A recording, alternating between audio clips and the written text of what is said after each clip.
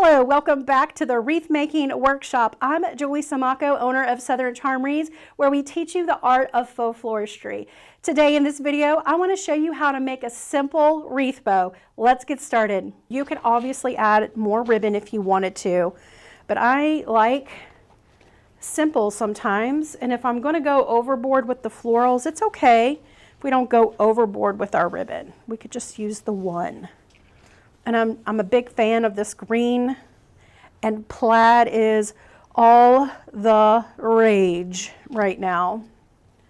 All different kinds of plaid. All right, so you're looking for a little bit of a streamer, all right, and then we're going to move that out of the way. I'm going to pinch and pleat. I pinch and pleat first in my 2 fingers. All right, I'm using the pads of my fingers. All right, so I'm going to lay it down on my mat. I'm going to measure out 12 inches, and I'm going to take it, and where I have my finger, okay, so on the mat where I have my finger, I'm going to just take it, and then I'm going to pinch it and pleat it in between those 2 fingers, all right, just like this. Don't grip too tightly or you're going to have your hand cramp, okay? So now you're just going to twist. You're bringing the front of this ribbon to the front. That's all you're doing, okay? It doesn't matter which way you twist. We're just twisting it towards me. And now I'm going to lay this down on the mat to 12 inches again, put my fingers on the mat, and then I'm going to take it away from me. And where my fingers were, I'm going to pinch and pleat into my 2 fingers, right? I'm using my dominant hand to form the loops, my non-dominant hand to hold.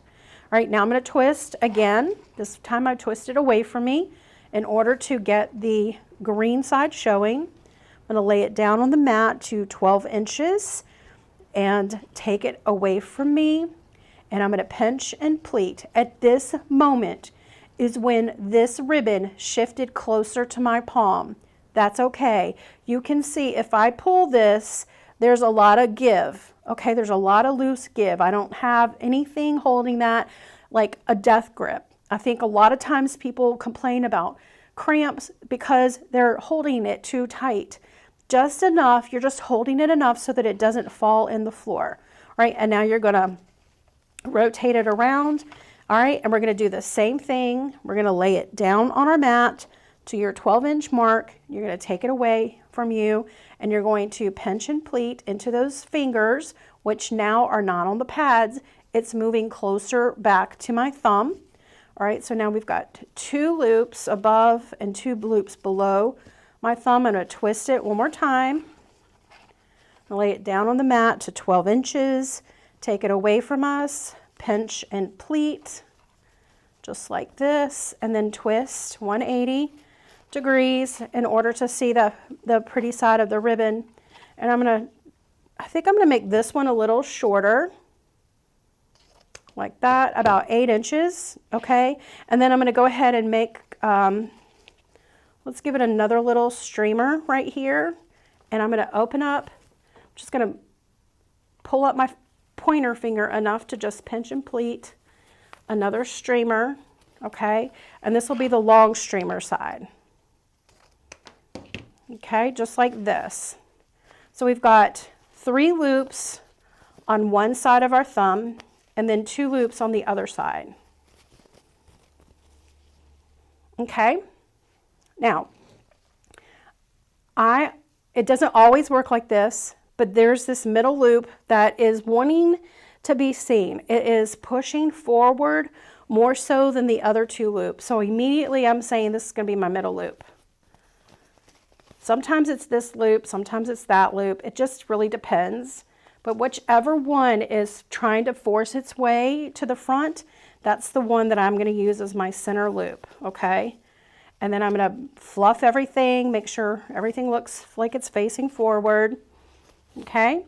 And now I'm going to turn it over, grab my florist wire, turn it over, lift up my pointer finger, and rotate this around as I hold the florist wire so that we have the legs on the wire, okay? And I'm going to shimmy this down underneath my thumb. Now, if your loops are showing up where you have more larger loops on one side than the other, it means that your wire is not centered. So you want to make sure you shimmy this down into the center, which is typically right underneath your thumb. You could also test it by just holding up your loops to make sure they're the same length, okay? And now you have these legs on the back, so you want to pull it to make sure they're even,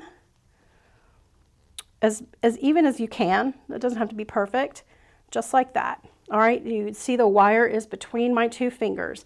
Now I'm going to grab this wire, and at the same time, while I am pulling the bow towards my belly, the wire is also pulling away.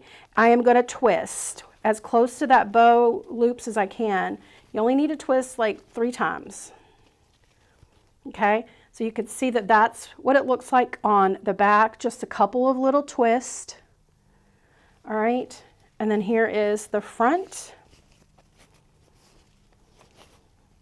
And now we can dovetail the streamers later when we get it on our wreath. The next thing you do is you're going to add your bow to your grapevine wreath, and then you're going to build out your grapevine wreath around the bow, just like we did this one. I taught this tutorial in our Everbloom Design Club. If you're ready to elevate your wreaths and learn the art of silk floristry, come and join us. Just go to joineverbloom.com and I'll see you on the inside.